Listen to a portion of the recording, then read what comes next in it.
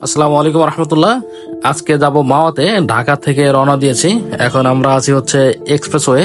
এটা পূর্ব নাম ছিল হচ্ছে বঙ্গবন্ধু শেখ মুজিবুর রহমান এক্সপ্রেসওয়ে, বাট সেটা 5ই আগস্টের পরে নামকরণ করা হয়েছে হজরত ইব্রাহিম নবীর নাম অনুসারে। তো এই হচ্ছে বিষয়। আমরা মেন উদ্দেশ্য হচ্ছে ভাঙ্গা চত্বর দেখা। এটা হচ্ছে ফরিদপুর জেলার একটা ভাঙ্গা উপজেলা, বাট সেখানে যে রোডগুলো করা আছে, ব্রিজগুলো অনেক সুন্দর করে করা। এছাড়াও ইলিশ খাওয়ার জন্য আমরা আসছি। এই হচ্ছে বিষয়। তো সাথেই থাকুন, আপনাদের সবকিছু দেখাবো ইনশাআল্লাহ তাআলা। এক্সপ্রেস ওয়ে হয়ে কিছু দূর আসলেই পেয়ে যাবো আমরা পদ্মা সেতুর এই টোল প্লাজা। পদ্মা সেতুর টোল প্লাজার এখানে আসতে গেলে আপনাকে বাইকের লেন মেনে আসতে হবে। অন্য গাড়ি, ট্রাক, বাস যেভাবে আসে সেভাবে বাইক আসা যায় না, এটি একটু ঘুরিয়ে আসতে হয়। এখানে নির্দেশনা দেওয়া আছে, সেভাবে আসতে হবে। আর বাইকের এখানে টোল হচ্ছে 100 টাকা। এই ব্রিজের গতিবিধি ম্যাক্সিমাম দেওয়া আছে 80। আসলে এই 80 কেউ মেনে চলে না। আমার সামনে যে গাড়িটা যাচ্ছে প্রায় 100+ স্পিডে যাচ্ছে, এই আর কি। এই সেতুটি একটি বহুমুখী সেতু। এটি শরীয়তপুর জেলা ও মুন্সিগঞ্জ জেলাকে যুক্ত করেছে। এর দৈর্ঘ্য যদি কিলোমিটারে বলে থাকি তাহলে 6.15, আর যদি ফুটে হয় তাহলে হচ্ছে 20,180 ফুট। আর যদি প্রস্থ হয়, প্রস্থ হচ্ছে 18.18 এটা মিটারে, এবং যদি ফুটে প্রকাশ করা হয় এর প্রস্থ হচ্ছে 59.65 ফুট। এর নিচ দিয়ে হচ্ছে রেল সেতু, রেলগাড়ি চলাচল করে। ব্রিজের যে পোলগুলো রয়েছে সেই পোলের নিচ দিয়ে রেল সেতু তৈরি করা হয়, অনেক সুন্দর। সেতুটির এক প্রান্ত রয়েছে মাওয়া ঘাট, সেখানে ইলিশ খাওয়ার জন্য আমরা যাচ্ছি। সেখানে ইলিশ পাওয়া যায়, পদ্মার ইলিশ বলে থাকে। আসলে সেটা পদ্মার কিনা আল্লাহ ভালো জানে। যাই হোক, তার আগে আমরা ব্রিজের অপর পাশে থেকে একটু ঘুরে আসতে চাই। অপর পাশে ঘোরা শেষ, সেখানে শুধু ধুধু অন্ধকার। ওইখানে কোনো বাড়িঘর বা আবাসস্থল কোনো কিছু নেই, দোকানপাটও নেই। প্রায় আপনার 15-16 কিলোমিটার টোটালি ফাঁকা। মাওয়া ফেরিঘাট, যেখানে হচ্ছে ইলিশ পাওয়া যায়, সেখানে আমাদের তো মূল উদ্দেশ্য ইলিশ খাওয়াই। তো আমরা একটু চক্কর দিচ্ছি আসলে কোন দোকানটা ভালো, কোথায় মানুষের সমাগম বেশি, কোথায় কিভাবে সাজানো। এইটা হচ্ছে সেই ইলিশের জায়গাটা। বিভিন্ন রেস্টুরেন্ট, আপনাকে শুধু মানুষ দেখাটাই করবে খাওয়ার জন্য।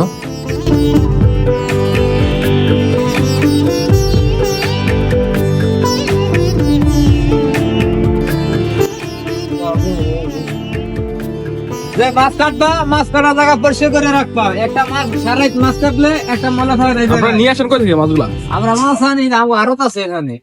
আচ্ছা আচ্ছা, প্রতিদিন আরো লাখ লাখ টাকার মাছ বিক্রি হয়। ওজন তো মোটামুটি কত রকম হবে এটার? কত কি হবে? 600 হওয়ার কথা। 600 পাশে উপরে আছে, এটা কনফার্ম।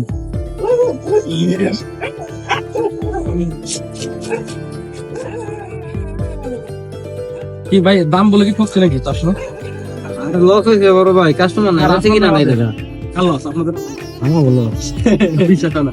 এই মাছ আপনার রাইতে 800 টাকায় কিনতে পারবেন না আসলে।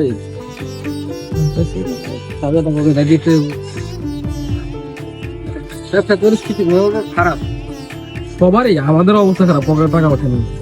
টাকা না থাকলে ভাই সবারই সমস্যা। মাওয়া আসলে তারা তাদের ফ্রিজ থেকে আপনাকে বিভিন্ন রকমের মাছ দেখাবে, এবং সেই মাছ দেখে আপনাকে দামাদামি করে কিনতে হবে। তবে মাছ কিনতে গেলে অবশ্যই খুব সতর্কতার সাথে কিনতে হবে। যদি আপনি কনফিউজড হয়ে যান তাহলে অন্য আরো 2-1টা দোকান দেখা উচিত যে আসলে মাছের প্রাইস কেমন। সে আইডিয়া যদি নিতে পারেন তাহলে আপনি দামাদামি করে জিতবেন। তো আসলে মাছটা 600 থেকে 700 গ্রামের মতো হবে। তো ওনাকে আমি কেনার পরে জিজ্ঞেস করতেছি, ভাই মাছ কিনে ঠকেছে কিনা? উনি বলতেছে যে না, আপনারা জিতে গেছেন। লেজটা তারা ভর্তা করে, আর মাথা সহ যে পিসগুলো রয়েছে এগুলো তারা ভেজে দেয়। তবে এখানে মাছ ভাজার জন্য যে সরিষার তেলটা, সেটা আপনাকে নিজে কিনতে হবে। এটা যদি আপনি বাইরে থেকে কিনে নিয়ে আসতে পারেন সেটাও হবে। এবং তাদের ওইখানেও অনেক সরিষার তেল আছে, যদি সেটা নিতে চান সেটাও নিতে পারেন। ছোট তেলের বোতল হচ্ছে 100 টাকা, বড়টা হলো 200 টাকা। আর আপনার মাছ ভাজার পরে যে বাড়তি তেলটা থাকে সেটা তারা তাদের একটা টিন রয়েছে, সেই টিনের মধ্যে ঢেলে রাখে। আমার যতটুকু মনে হয় সেটা একটু ছাঁকনি টাকনি দিয়ে অন্য কোথাও ব্যবহার করে। দেখেন তেলগুলো নিয়ে নিচ্ছে, ওখানে একটা টিন রয়েছে।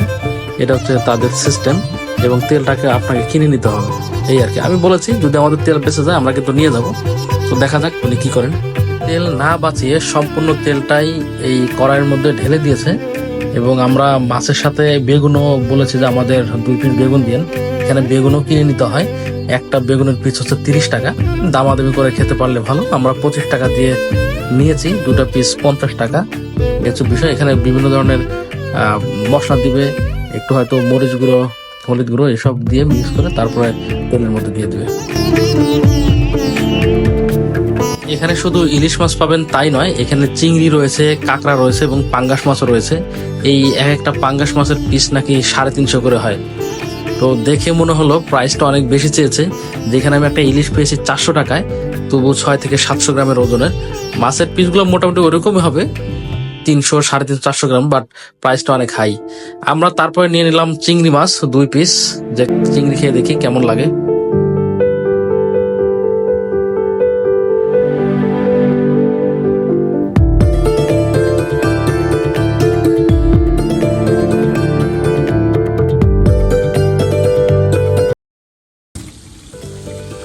কি সুঘ্রাণ, দেখেই জিহ্বায় পানি চলে এসেছে। মনে হচ্ছে কত যে সুস্বাদু হবে। পাখি দিয়ে দিল চিংড়ি। ভাজা প্রায় শেষের দিকে, সেন্টটাও সেরকম লেভেলের ছিল, খুব ভালো লাগতেছে শুনে। আর যে লেজটা রয়েছে সেটা ভাজার পরে এখানে দিয়ে ভর্তা করবে সব রকমের জিনিস দিয়ে, যেমন পেঁয়াজ হোক, মরিচ, তারপর ধনিয়া পাতা, যা যা লাগে সব দিয়ে ভর্তা করবে। আর এখানে যে মাছের ভাজার যে সরষের তেল রয়েছে সেটা ওই ভর্তার মধ্যে দেওয়া হয়। এটা আরো অনেক সুন্দর লাগে খাইতে। আর মরিচ কি পরিমাণ খাবেন সেটা তাদের বলতে হবে।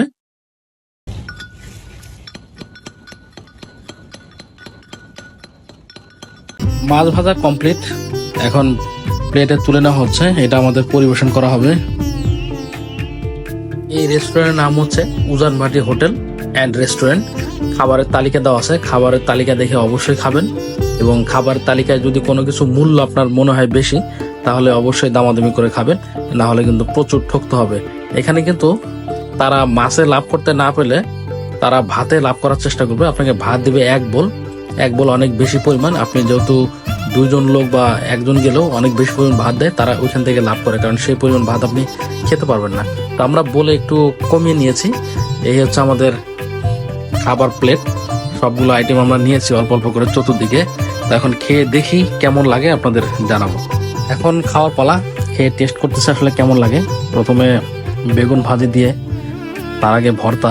তো আমাকে জিজ্ঞেস করা হয়েছে কেমন লেগেছে, আমি বলেছি অনেক স্বাদ, খুব মজা পেয়েছি, অনেক ভালো লেগেছে, আসলে অনেক ভালো। আপনারা আসবেন, খাবেন।